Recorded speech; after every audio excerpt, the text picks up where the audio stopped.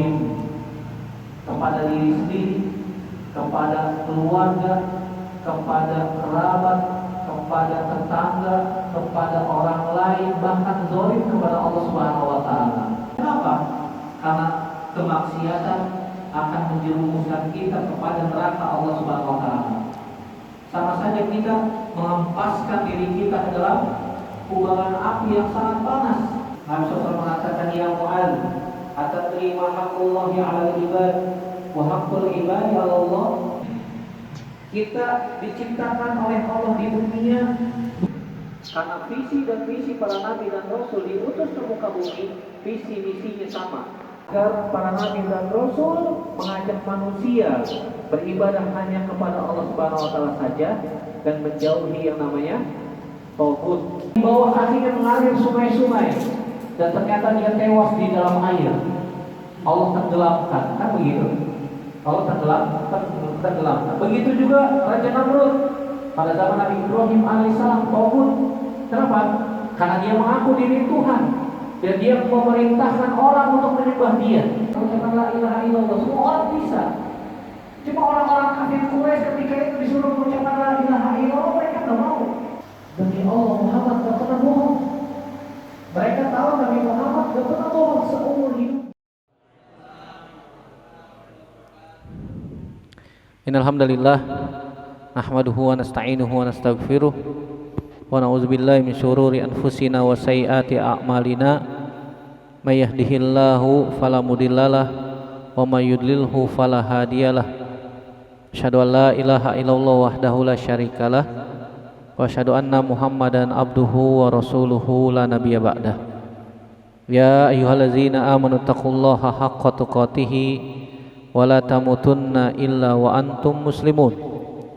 Ya ayuhan nasu taqu rabbakumul ladzi khalaqakum min nafsin wahidah wa khalaqa minha zawjaha wa bassa minhuma rijalan katsiran wa nisaa'a wattaqullaha allazi tasaaluna bihi wal arham innallaha kana 'alaikum raqiba. Amma ba'du, fa inna asdaqal hadits kitabullah wa khairal hadi hadi Muhammadin sallallahu alaihi wasallam, syarrul umuri muhdatsatuha wa kullu muhdatsatin bid'ah wa kullu bid'atin dhalalah wa kullu dhalalatin finnar. Bapak-bapak, ibu-ibu, saudara-saudariku yang semoga dirahmati oleh Allah Subhanahu wa taala. Alhamdulillah, kita memuji Allah Subhanahu wa taala atas nikmat yang Allah Subhanahu wa taala berikan kepada kita sampai saat ini, sampai detik ini. Allah Subhanahu wa taala masih memberikan kepada kita nafas. Sampai detik ini, sampai saat ini Allah masih memberikan kesempatan kita berjalan di muka bumi.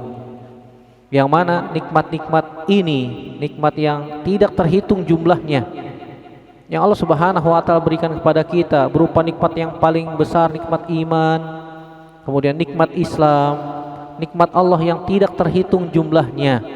Kalau kita disuruh menghitung-hitung nikmat Allah tidak akan mampu. Makanya Allah mengatakan, wa in ta'uddu ni'matallahi la tuhsuha innal insana lazalumun kafar. Kata Allah Subhanahu wa taala, wa in ta'uddu ni'matallah, kalau seandainya kita diperintahkan oleh Allah Subhanahu wa taala untuk menghitung nikmat Allah yang Allah berikan kepada kita, la tuhsuha, kita tidak akan mampu menghitungnya. Sangat banyak. Sangat banyak. Ketika kita masih di dalam rahim ibu kita pun Allah Subhanahu wa taala sudah memberikan nikmat yang tidak pernah kita minta sebelumnya. Di antara kita kalau ditanya nih misalnya, apakah Anda dulu ketika di dalam rahim pernah minta agar diberikan mata? Enggak pernah ya. Apakah kita ketika di rahim ibu kita pernah, ya Allah berikan saya sepasang tangan? Pernah tidak? Tidak pernah. Tapi Allah kasih tuh sudah satu paket.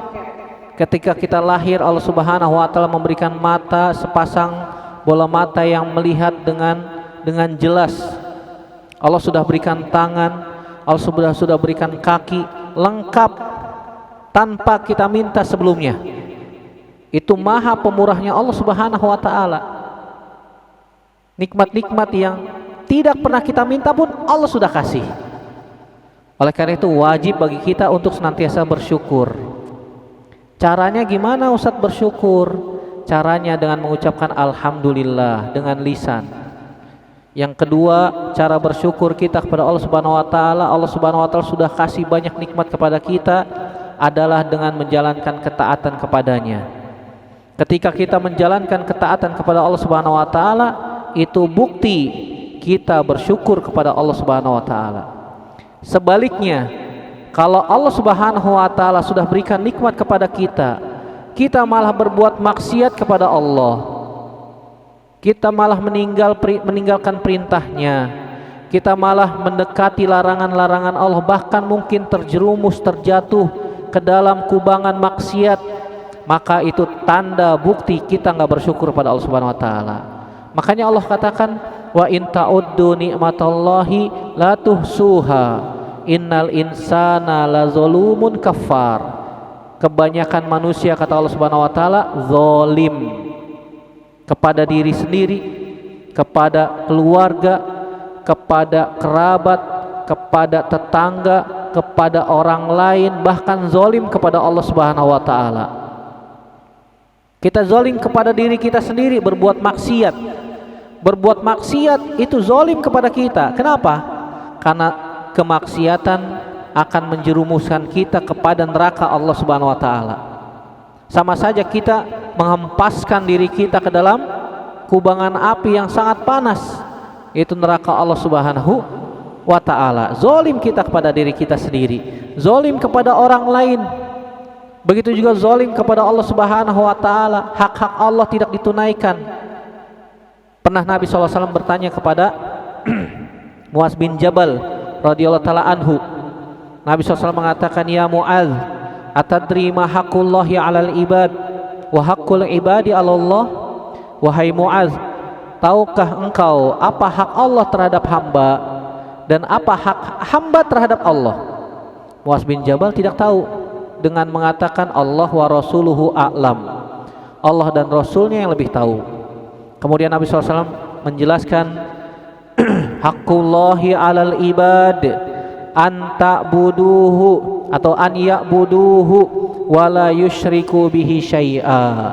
Hak Allah kepada hambanya agar hambanya beribadah hanya kepada Allah saja, tidak menyekutukannya dengan sesuatu apapun juga.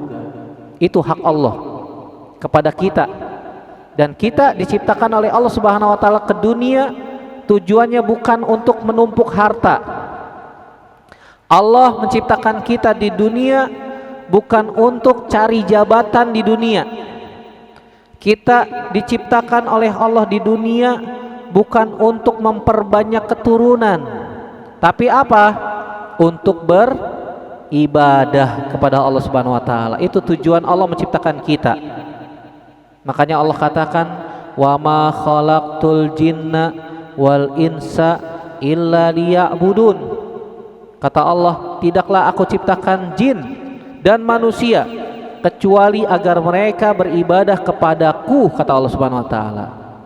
Para ahli tafsir mengatakan liya'budun maknanya adalah yuwahhidun, agar kita mentauhidkan Allah. Nggak boleh kita datang-datang ke dukun, minta-minta ke dukun, datang ke tempat keramat atau ke kuburan wali fulan dan seterusnya, minta-minta, bahkan ada yang ngusap-ngusap kuburan tersebut, diusap ke tubuh, atau bahkan mungkin peci kita diusap-usap supaya cari berkah katanya. Subhanallah, ini semuanya tidak diajarkan oleh Nabi SAW, bahkan diperangi oleh para nabi dan rasul seluruhnya, karena visi dan misi para nabi dan rasul diutus ke muka bumi, visi misinya sama. Kata Allah Subhanahu wa taala di dalam Al-Quran disebutkan bahwasanya Allah Subhanahu wa taala mengutus para nabi dan rasul, visi misinya adalah an ya'buduhu wajtanibut tagut, agar para nabi dan rasul mengajak manusia beribadah hanya kepada Allah Subhanahu wa taala saja dan menjauhi yang namanya tagut. Walaqad ba'atsna fi kulli ummatin rasula ani'budullaha wajtanibut tagut. Kata Allah Subhanahu wa taala, sungguh telah aku utus atau kami utus pada setiap umat seorang rasul, seorang utusan. Setiap umat pasti ada utusan. Walaqad ba'atsna fi kulli ummatin rasulan ani'budullaha. Tujuannya, visi misi mereka adalah ani'budullaha, agar mereka mengajak manusia supaya menyembah Allah saja. Yang kedua, wajtanibut tagut, dan agar mereka menjauhi yang namanya togut. Togut itu apaan, Ustaz? Togut itu adalah, di antara makna togut adalah yang pertama iblis, menjauhi iblis. Yang kedua adalah makna togut adalah orang-orang atau sesuatu yang disembah selain Allah, itu togut. Atau orang-orang yang mengatakan dirinya Tuhan, kemudian mengajak orang-orang atau orang lain untuk menyembah dirinya, itu togut. Contohnya seperti Fir'aun. Fir'aun ngaku apa? Ngaku Tuhan, tapi dia nggak berani mengatakan dirinya adalah Allah, nggak berani dia. Dia hanya mengatakan ana rabbukumul a'la, aku adalah Rob kalian yang maha tinggi, katanya. Tajri min tahtil anhar, mengalir di bawah kakiku sungai-sungai. Tuh Fir'aun tuh, rajanya togut, kan begitu ya. Ngaku dirinya Tuhan, mengaku bahwasanya di bawah kakinya mengalir sungai-sungai, dan ternyata dia tewas di dalam air. Allah tenggelamkan, kan begitu. Allah tenggelamkan. Begitu juga Raja Namrud pada zaman Nabi Ibrahim alaihissalam, togut. Kenapa? Karena dia mengaku dirinya Tuhan dan dia memerintahkan orang untuk menyembah dia. Itu togut, dan dia ridho disembah. Itu togut. Begitu juga ketika di sebuah negeri namanya negeri Himyar, ada seorang raja namanya Zunuwas. Ketika peristiwa rentetan kisahnya bersambung dengan kisahnya Ashabul Ukhdud.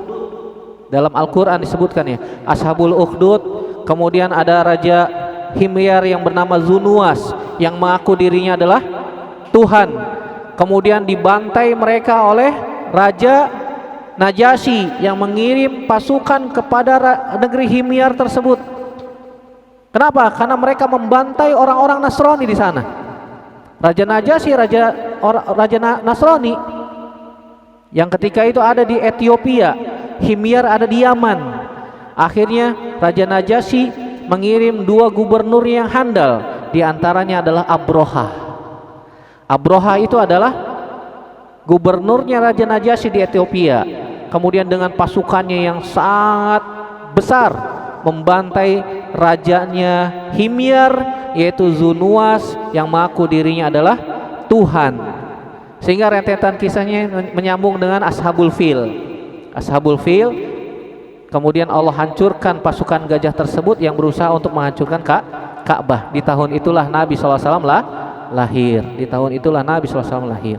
Jadi mereka para nabi dan rasul, visi dan misinya sama, mengajak manusia untuk beribadah kepada Allah saja dan menjauhi togut. Dan ini patut kita bersyukur pada Allah Subhanahu wa taala.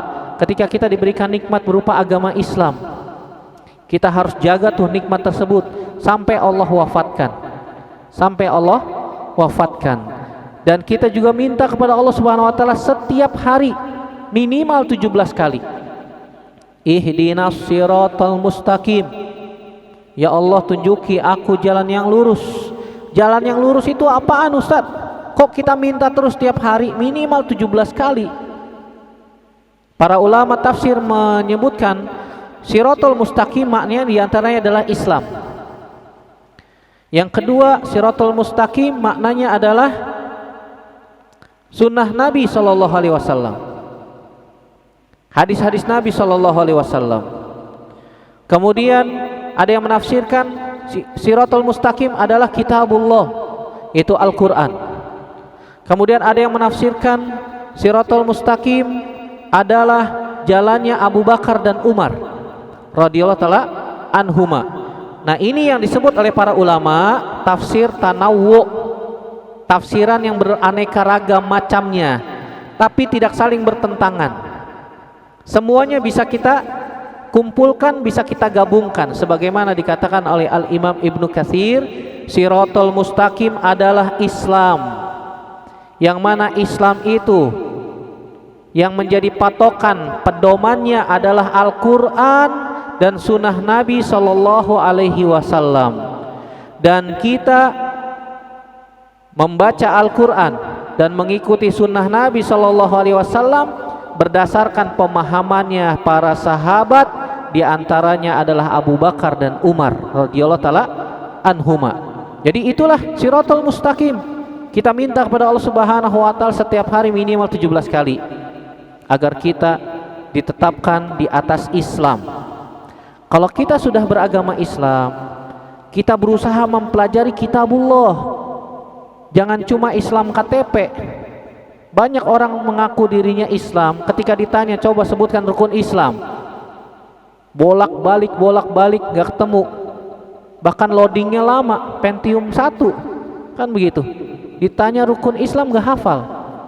Ditanya rukun Islam jawabnya rukun iman. Ditanya rukun iman jawabnya rukun Islam. Kalau ditanya apa makna syahadat, maknanya sebagaimana yang telah kita ketahui. Tapi kalau ditanya sebutkan rukun-rukun syahadat, sebutkan pembatal-pembatalnya, sebutkan konsekuensi-konsekuensinya, rata-rata tidak tahu. Mungkin juga kalau kita ditanya di sini angkat tangan, gitu ya. Skip Ustaz, skip.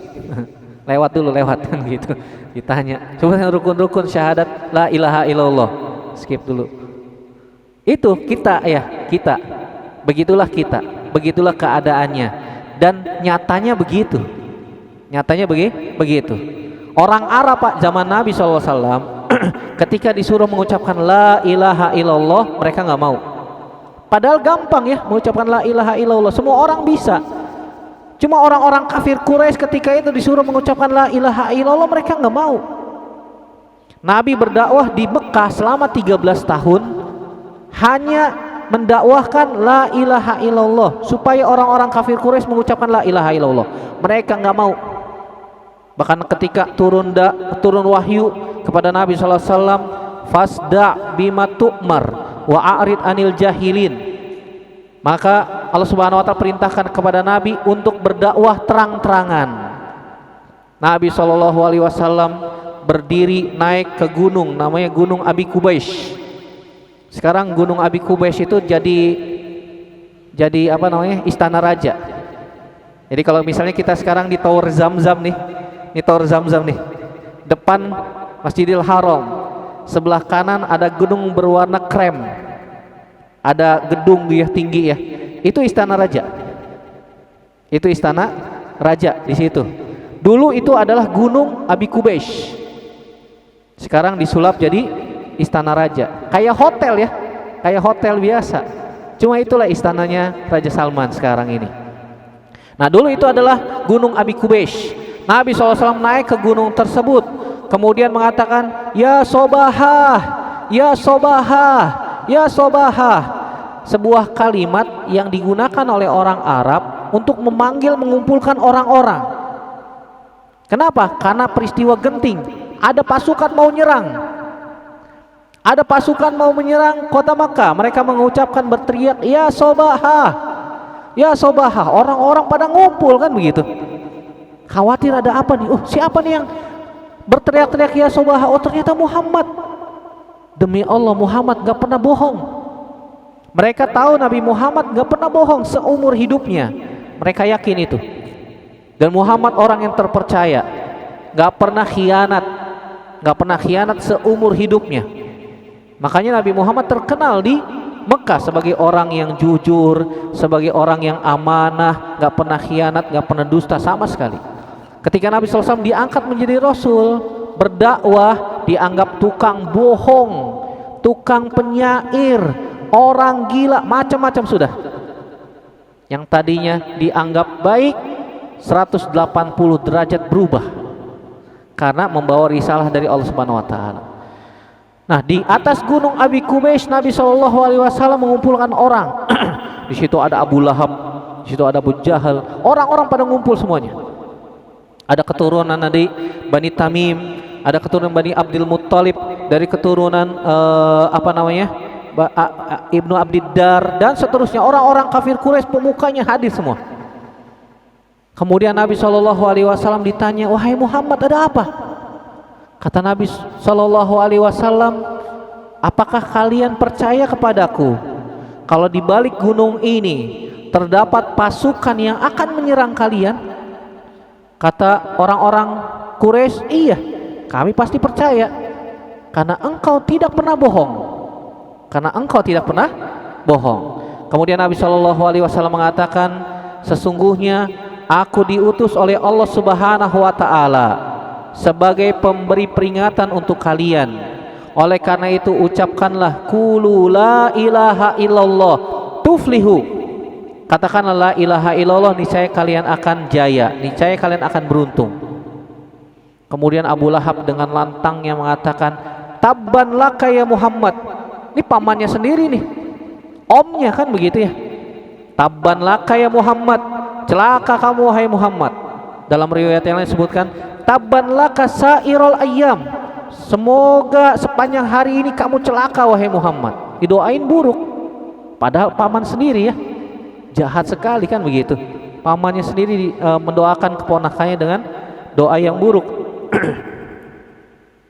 Kemudian Abu Lahab memerintahkan agar orang-orang pergi, bubar kan begitu. Jangan dengerin Muhammad, tukang bohong kan begitu. Padahal awalnya dikatakan orang yang jujur, nggak pernah bohong. Setelah itu orang-orang Arab mencap Nabi Muhammad SAW sebagai pendusta, sebagai pendusta. 180 derajat berubah. Itulah Pak, orang yang mengajak kepada kebaikan itu pasti akan dicap buruk oleh orang-orang yang tidak suka. Benar ya? Benar.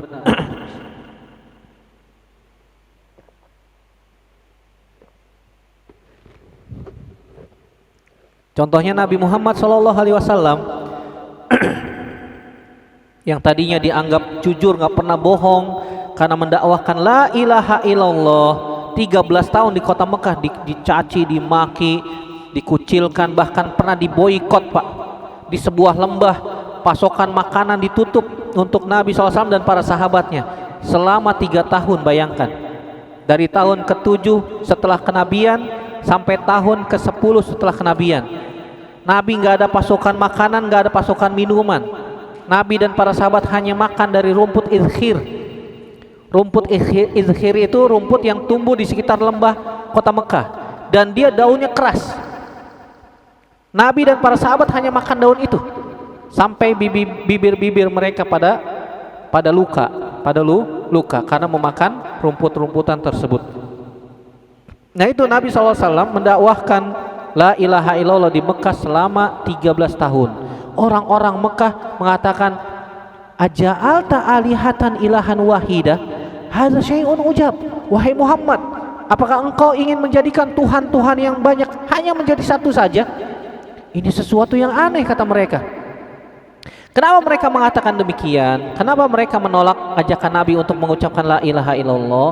Karena mereka faham bahasa Arab. Mereka tahu arti la ilaha illallah. Apa artinya? La ilaha illallah adalah la ma'buda bihaqqin illallah. Tidak ada sesembahan. La di situ dalam bahasa Arab namanya la nafi lil jinsi. Kalau kita sudah belajar bahasa Arab tahu ya.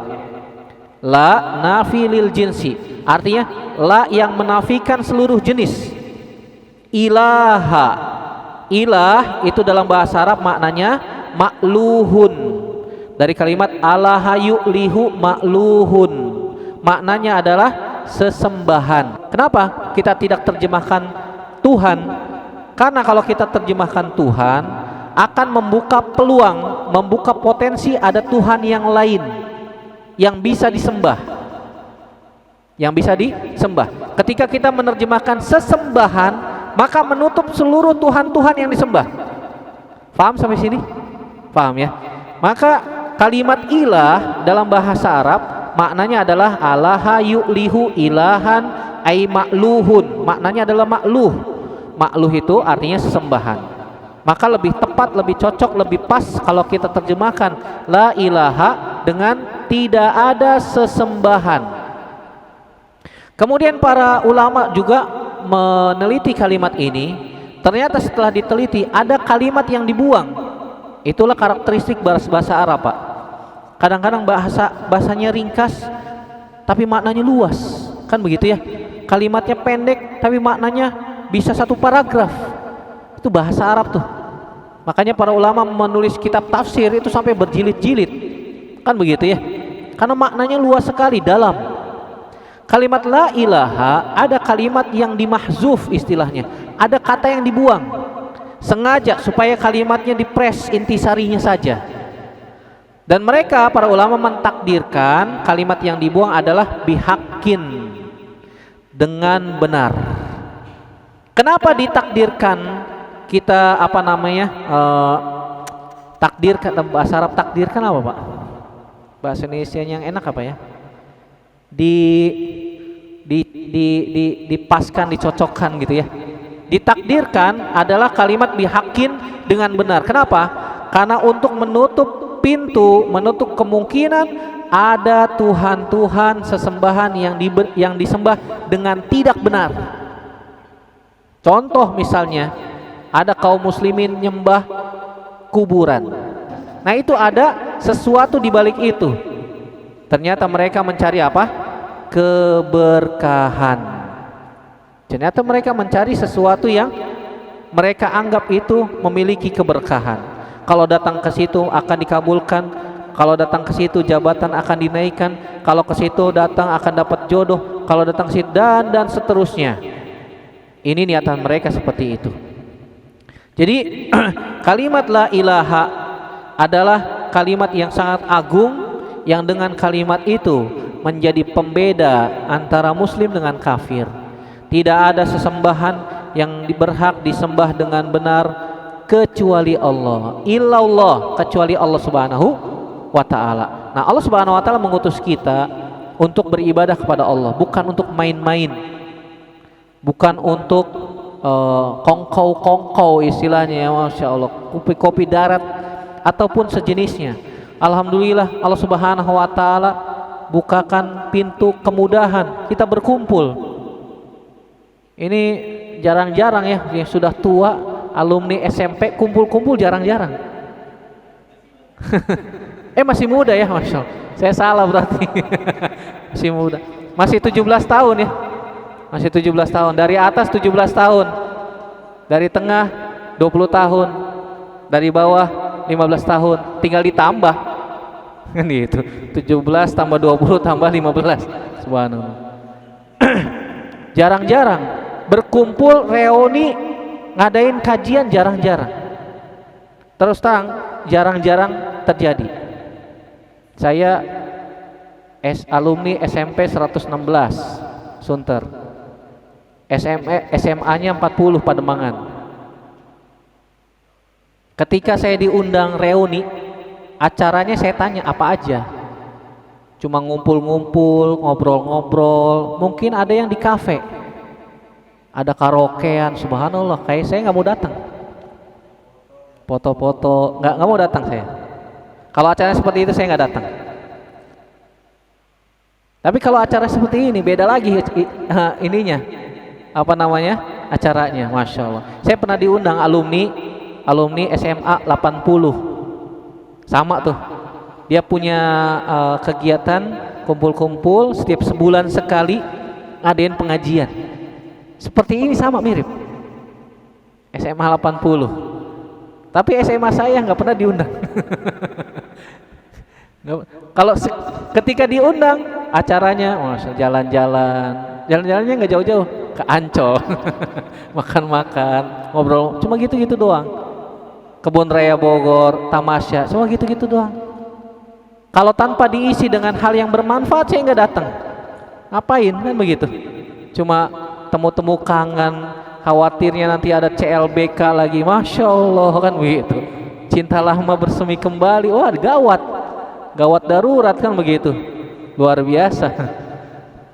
Tapi kalau misalnya diisi dengan hal yang bermanfaat seperti ini, Masya Allah, ini sebuah kebaikan yang semoga Allah Subhanahu wa Ta'ala tetapkan, istiqomahkan kita dalam jalan kebaikan tersebut. Nah, ketika kita kumpul-kumpul seperti ini, ada hak dan kewajiban. Di antara silaturahmi yang kita galang kumpulkan seperti ini, ada hak dan kewajiban. Di antara hak dan kewajibannya apa? Yaitu an-nahyu bil ma'ruf, al-amru bil ma'ruf wan nahyu anil munkar. Bukan hanya sekedar duduk-duduk ngobrol-ngobrol, di situ ada nasihat. Kalau ada teman kita yang salah, dinasehati, wajib hukumnya. Kalau ada teman kita yang melakukan kemungkaran, dinasehati, kita ajak melakukan kebaikan. Itu hak dan kewajiban kita ngumpul-ngumpul.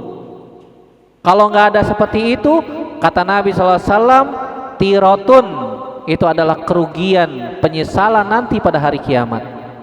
Tirotun artinya penyesalan, kerugian.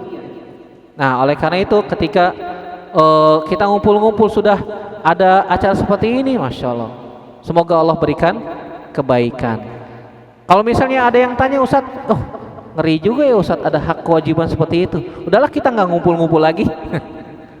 Baper ya, bawaannya lapar.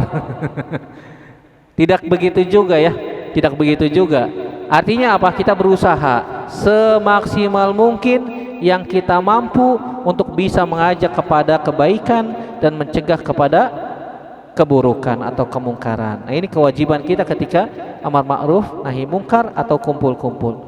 Kemudian saudaraku rahimanillah wa iyyakum ajmain, setelah kita mengetahui nih, ternyata kita diciptakan oleh Allah Subhanahu wa Ta'ala, ini ada tujuannya. Ada tujuannya. Setelah kita melalui waktu, umur kita sudah Allah Subhanahu wa Ta'ala berikan kepada kita, ada kesempatan. Maka apa yang harus kita lakukan? Beribadah. Caranya gimana, Ustadz? Kadang-kadang hawa nafsu berperan dominan daripada ketaatan tersebut. Maka Al-Imam An-Nawawi di dalam kitab Riyadhus Shalihin, yang kita tahu bersama kitab Riyadhus Shalihin, tidak ada yang tidak tahu kitab Riyadhus Shalihin. Karya besar Al-Imam An-Nawawi rahimahullah ta'ala. Beliau menulis sebuah bab dalam Riyadhus Shalihin, bab yang berjudul Al-Mujahadah. Al-Mujahadah artinya berjuang, mengendalikan, melawan hawa nafsu.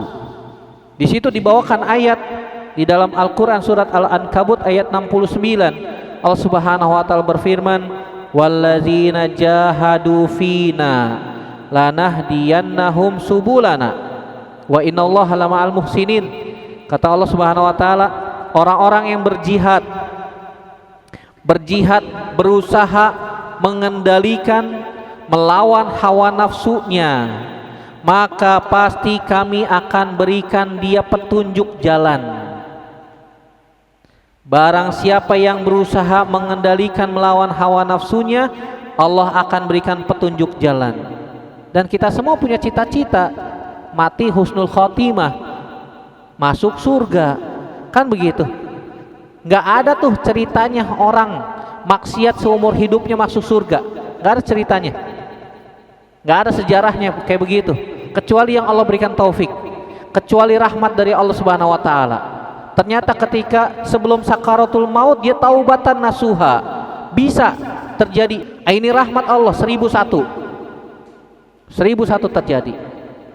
Adapun yang sudah terbiasa dengan bergelimang maksiat, dosa, kemudian tiba-tiba dia mati husnul khotimah masuk surga, belum pernah kita dengar, kecuali yang diberikan taufik oleh Allah Subhanahu wa Ta'ala, dia bertaubat sebelum sakaratul maut. Ustadz, kalau taubatnya ketika sakaratul maut gimana?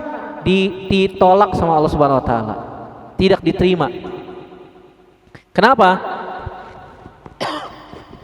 Karena ketika sakaratul maut, pintu taubat sudah ditutup, tidak bisa diterima lagi oleh Allah Subhanahu wa Ta'ala. Pintu taubat ditutup dengan dua hal. Satu, ketika nafas sudah di kerongkongan, sakaratul maut, nafasnya sudah ngorok, diajak bicara sudah tidak ada jawaban lagi. Nah, itu sudah sakaratul maut. Mau ditalkin juga susah. Pendengaran berkurang. Penglihatan kabur. Kaki sudah mulai dingin. Dari kaki kemudian ke atas. Kemudian diikuti dengan dicabutnya ruh dari arah ubun-ubun. Oleh karena itu orang yang meninggal itu Pak, rata-rata matanya melihat ke atas. Kenapa? Karena ruh itu dicabut dari arah atas oleh malaikat maut. Nah, kita yang melihatnya maka segera ditutup matanya. Jangan dibiarkan begitu saja. Nanti khawatir ada persangkaan-persangkaan buruk dari tetangga, dari orang-orang lain. Matinya penasaran. Padahal mah enggak begitu ya. Setiap orang yang mati emang begitu. Cuma salahnya kerabatnya tidak langsung menutup sehingga sudah kaku dia. Sudah kaku. Sudah kaku. Oleh karena itu ketika kita berusaha nih untuk menjadi baik, dan Allah akan tutup umur kita berdasarkan kebiasaan kita. Kata Nabi SAW dalam hadis yang sahih diriwayatkan oleh Imam Bukhari dari sahabat Abdullah bin Mas'ud radhiyallahu taala anhu, kata Nabi SAW, wa inna rajul la ya'malu bi amali ahlil jannah hatta ma yakunu bainahu wa bainaha illa zira fayasbiqu alaihil kitab fayamalu bi amali ahlin nar fayadkhuluha. Kata Nabi SAW, ada seseorang yang seumur hidupnya melakukan amalan penduduk surga sampai jarak dia dengan surga tinggal sehasta lagi, sangat dekat. Fayasbiqu alaihil kitab, kemudian takdir berkata lain, ternyata di akhir hayatnya dia melakukan amalan penduduk neraka dan Allah tutup amalan itu. Allah tutup umurnya dengan amalan itu. Nauzubillah. Makanya para ulama mengatakan, Nabi bersabda, al-a'malu bil khawatim. Amalan itu tergantung closingnya. Tergantung closingnya. Oleh karena itu ketika kita sudah berusaha nih, orang yang berusaha saja selama hidupnya melakukan amalan ketaatan, closingnya belum tentu benar. Closingnya belum tentu husnul khotimah, belum tentu. Makanya kita jangan terlalu berbangga diri. Oh, saya mah sudah sholat 5 waktu, sholat tahajud gak pernah absen, baca Quran tiap hari, sodakoh jalan terus, puasa Senin Kamis gak ketinggalan. Sombong dia. Bahaya. Jangan tertipu dengan banyaknya amal. Bisa jadi closingnya Allah tutup ketika dia melakukan maksiat di kamarnya sendirian. Nauzubillah. Kita nggak tahu akhir dari kehidupan kita matinya di mana, kita matinya sedang ngapain, kita nggak tahu, karena ini rahasia Allah Subhanahu wa Ta'ala. Seperti tadi kisah tadi yang Nabi SAW katakan, seorang yang seumur hidupnya melakukan amal baik, amalan penduduk surga, sampai jarak dia dengan surga hanya tinggal sehasta lagi, sangat dekat. Tetapi ternyata di akhir hayatnya dia melakukan amalan penduduk neraka dan Allah tutup umurnya ketika dia melakukan amalan tersebut, kemudian Allah masukkan dia ke dalam surga, ke dalam neraka. Nauzubillah.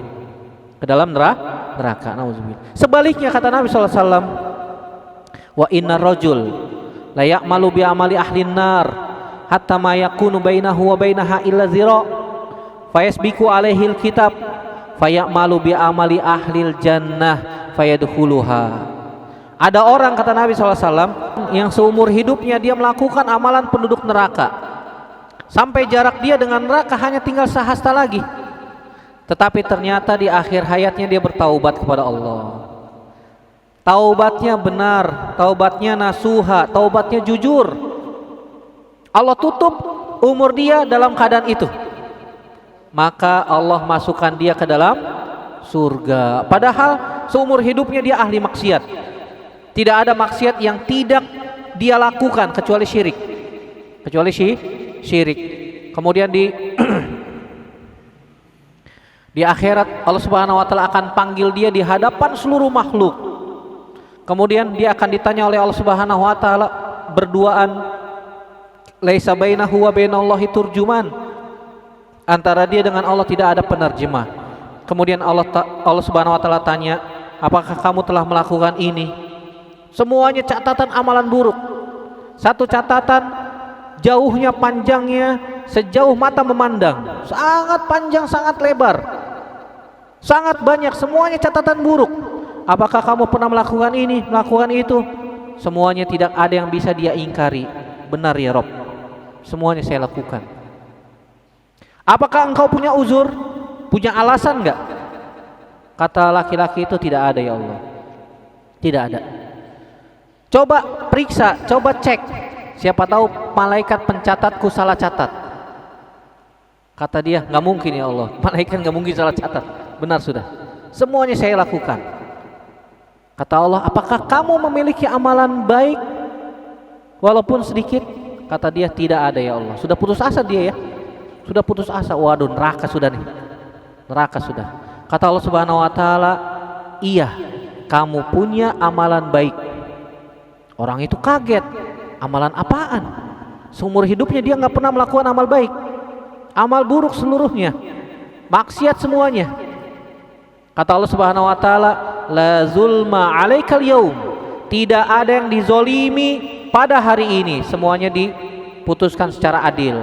Ternyata dia pernah mengucapkan la ilaha illallah. Dia muslim. Dia nggak pernah berbuat syirik. Muslim, tidak pernah melakukan kesyirikan. Kata Allah Subhanahu wa taala, la zulma 'alaikal yaum. Pada hari ini tidak ada yang dizolimi. Kemudian dikeluarkan dari hatinya bitokoh, sebuah kartu bertuliskan la ilaha illallah. Oh, dia pernah mengucapkan la ilaha illallah khalison min qalbihi, ikhlas di dalam hatinya, tidak pernah berbuat syirik sedikit pun juga. Kemudian seluruh amal buruknya diletakkan di daun timbangan. Kemudian kalimat la ilaha illallah diletakkan di daun timbangan yang lain. Fatoshat alfamalat alaihi la ilaha illallah. Ternyata la ilaha illallah lebih berat. Kemudian dia dimasukkan ke dalam surga. Masya Allah. Dia masuk surga karena apa? Rahmat Allah. Bukan karena amalnya dia. Bukan. Amalnya dia semuanya apa? Buruk, kan begitu. Tapi karena rahmat Allah Subhanahu wa taala, Allah masukkan dia ke dalam surga. Dari sini kita bisa ambil kesimpulan bahwasannya setiap kaum muslimin pasti masuk surga. Pasti. Tetapi masuk surganya berderajat-derajat. Ada yang masuk surga tanpa hisab, tanpa azab. Nggak perlu ditimbang-timbang tuh, langsung masuk surga. Dia punya kartu khusus, VVIP apa ya? Very important person, masya Allah, kan gitu. Para nabi dan rasul nggak perlu ditimbang-timbang tuh amalnya, langsung masuk surga. Kemudian yang kedua, ada orang yang masuk surga dengan ditimbang dulu. Setelah ditimbang, amal baiknya lebih berat, kemudian dimasukkan ke dalam surga. Ada orang yang masuk surga dengan ditimbang dan diazab. Setelah ditimbang amalan buruknya lebih berat, mampir dulu ke neraka. Setelah di neraka dosanya dicuci bersih sama Allah Subhanahu wa taala, dan dia punya iman walaupun kecil, dan dia pernah mengucapkan la ilaha illallah, maka suatu saat Allah akan keluarkan dia dari api neraka, kemudian disiram dengan air kehidupan. Dalam riwayat yang lain dicelupkan ke dalam sungai kehidupan, kemudian dia tumbuh seperti tumbuhnya tumbuhan, kemudian lengkap menjadi manusia sempurna, kemudian Allah masukkan dia ke dalam surga, khalidan mukhalladan fiha abadan. Kalau sudah masuk surga tidak akan keluar lagi. Jadi amalan kita Pak belum tentu menjadi penentu kita masuk surga atau neraka. Bisa jadi kita masuk surga karena rahmat Allah Subhanahu wa taala. Makanya hati-hati. Di sisa umur kita yang sudah mulai berkurang jatah kita di dunia ini, maka gunakan dengan melakukan ketaatan kepada Allah Subhanahu wa taala.